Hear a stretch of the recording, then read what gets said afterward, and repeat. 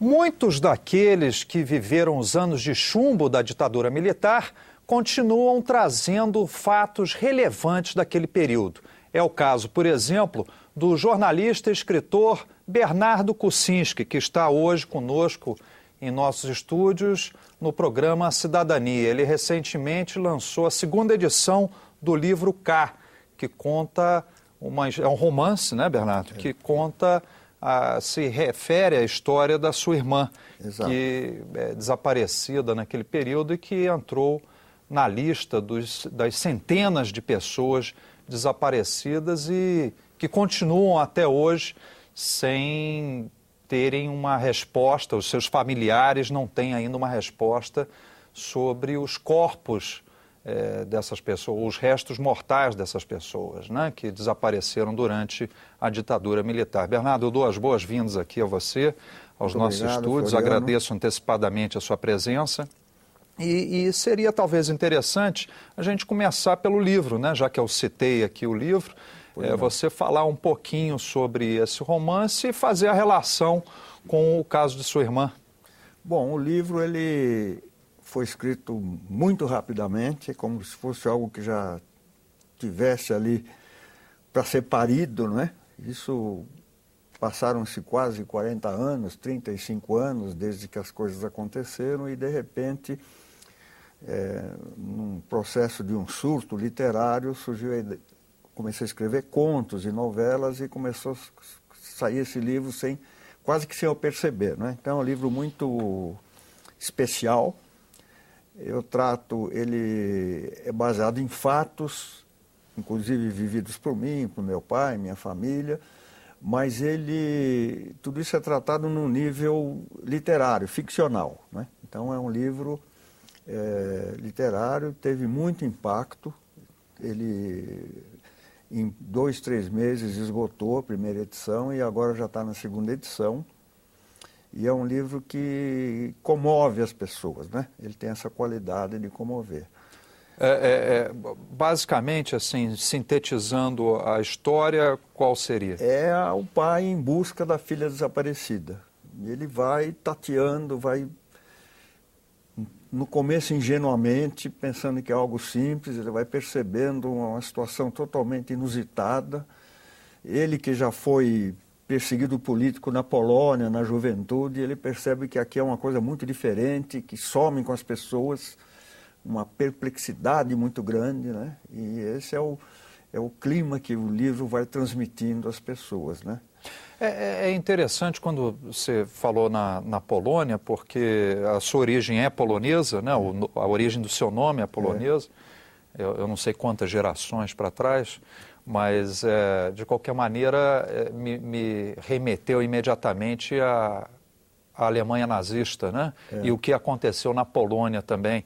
Mas o que desperta assim, uma surpresa é o tempo que as pessoas levam para perceber que um regime opressivo, um regime repressor está se instalando ou já instalado e começando a desenvolver suas atividades, né? Elas talvez acreditem que sempre há uma esperança e não se veem naquela situação, né?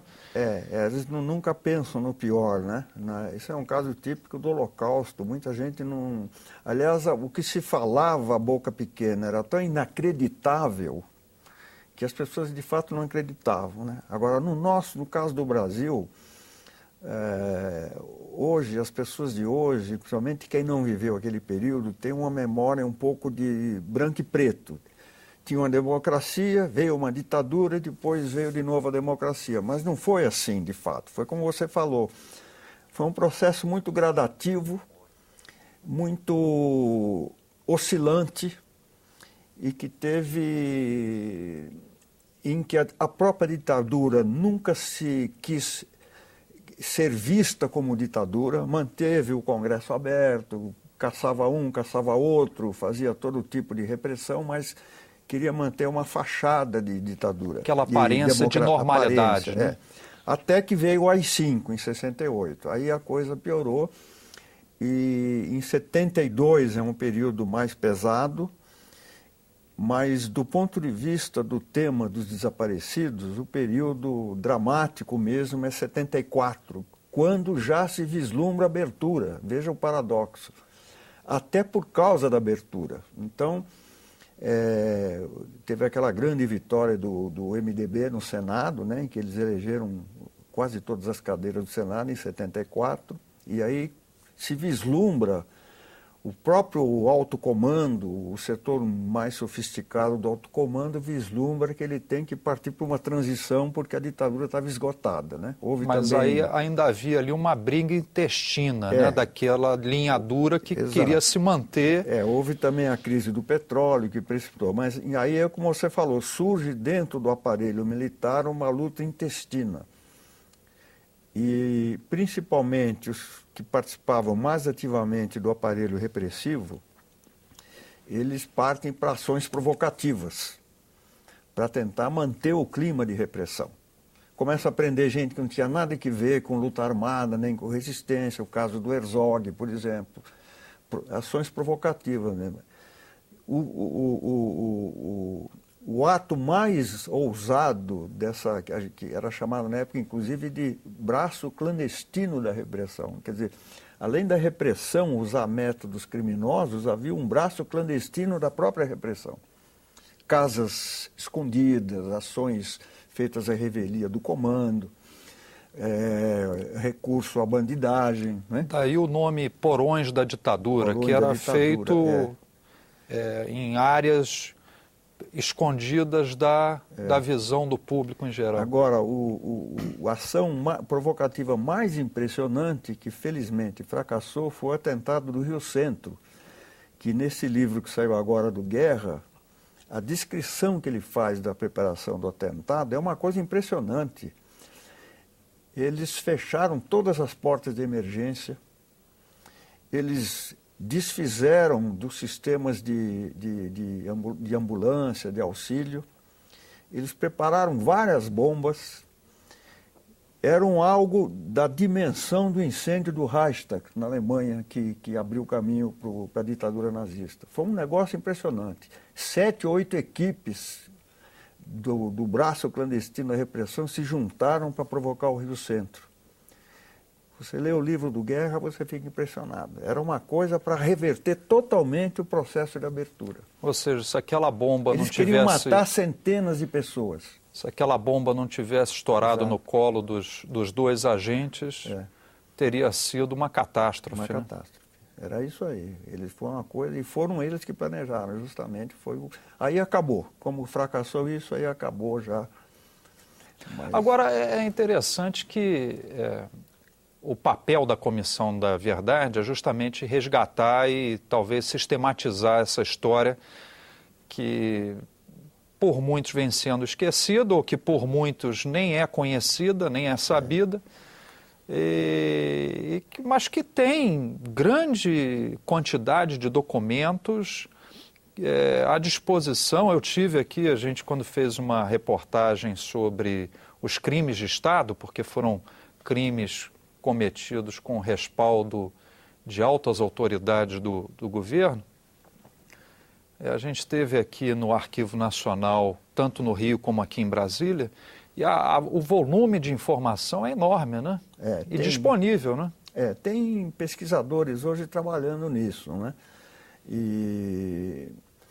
Mas eu não acho que a Comissão da Verdade vai ter condições de produzir algo muito substantivo, porque ela dispõe de muito pouco tempo, muito poucos recursos e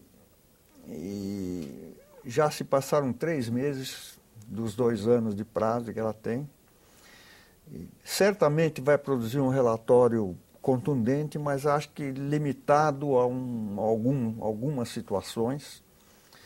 E eu receio que em função de ter sido criada a Comissão da Verdade e de ela produzir um relatório, depois nunca mais vai se mexer nesse assunto, assim, do ponto de vista oficial, né? Vai haver pesquisadores e tal, mas é muito ruim para a sociedade brasileira, para a nossa cultura, para a nossa moral, que os crimes tenham permanecido impunes, né? Porque em nenhum país isso aconteceu. Nem no Chile, nem na Argentina, nem na África do Sul. Na África do Sul eles criaram um procedimento pelo qual, um procedimento meio ligado assim, acho que à tradição católica ou cristã. Se o agente da repressão confessar plenamente a sua participação, revelar tudo o que aconteceu, ele pode ser anistiado, perdoado. Anistiado, desde que seja perdoado também pelas vítimas da tortura. Isso também tendo em vista uma reconstrução do país e tal. Agora, aqui, o procedimento adotado aqui no Brasil é único, né? Agora, aqui no Brasil, várias universidades, você é professor visitante em uma delas, uma Universidade Federal, criaram observatórios e grupos de pesquisa. Não seria o caso dessa Comissão da Verdade, que tem um tempo para funcionar, ela passar esse bastão depois para as universidades e deixar que as universidades ou outras instituições públicas possam continuar esse trabalho para que não haja justamente essa interrupção que você falou? Olha, você até acabou de me sugerir uma ideia interessante. Eu acho que, independentemente da Comissão da Verdade, por exemplo, por que o CNPq e a CAPES não estabelece com uma de suas linhas, campos de concentração prioritários, o estímulo à pesquisa histórica da repressão durante a ditadura? E, por sinal, essa expressão campos de concentração é perigosa, é uma expressão perigosa. Eu quis dizer... Eu sei, linhas de pesquisa, focos de pesquisa. Linhas de pesquisa. É uma ideia boa, podiam fazer isso. Num debate que tivemos aqui em Brasília, no lançamento do livro, um membro da Comissão da Verdade, ele disse que um dos objetivos da Comissão da Verdade, aliás, reconhecendo a sua limitação, é semear comissões da verdade regionais, estaduais, em universidades, né? E estão surgindo algumas, né? Mas é um processo muito lento e que existe muita resistência a isso, porque houve muita, eu diria, muita facilitação, muita irresponsabilidade naquela época, instituições que não poderiam fazer o que fizeram, entende? Houve muito oportunismo também. Quer dizer, e além de certas instituições que não poderiam fazer o que fizeram, também a colocação de grupos, inclusive de criminosos, né, para prestar determinados serviços que não poderiam ser realizados por autoridades constituídas. Sim, as Forças Armadas trouxeram para a repressão os chefes de esquadrões da morte em São Paulo, no Rio, trouxeram. Foi uma coisa muito escabrosa mesmo. Agora, quando se fala uma coisa dessas hoje, as pessoas podem ficar céticas, né? Isso é bem documentado, já está demonstrado cabalmente que isso aconteceu? Está porque alguns dos participantes, dos agentes, eles estão confessando, eles estão publicando memórias onde eles contam o que aconteceu. São memórias meio seletivas, onde eles certamente omitem muita coisa, mas só o que eles revelam já é acabrunhante mesmo. Só o que eles revelam já é uma coisa assustadora, o que foi feito, as atrocidades, as maldades, né? E tem coisas que ainda, por exemplo, na primeira reunião dos familiares dos desaparecidos com a Comissão da Verdade, que foi feita em São Paulo, foi uma reunião dramática. Havia netos de desaparecidos. Isso é uma coisa que, sabe, não acaba nunca. Mas uma senhora do Amazonas, de Manaus, ela disse que a história dela é a história de um bebê, de um desaparecido político que foi raptado por militares. E ela disse que há 7 casos desse tipo, coisas que ninguém sabia. E eu mesmo não sabia e ninguém fala muito nisso. Nem sei se é verdade. Mas tem muita coisa ainda a ser descoberta. Existem relatos de crianças, né, que foram levadas para orfanatos também, além de bebês, esse caso que você está mencionando, mas relatos de crianças que foram levadas. Eu não ouvi esses relatos.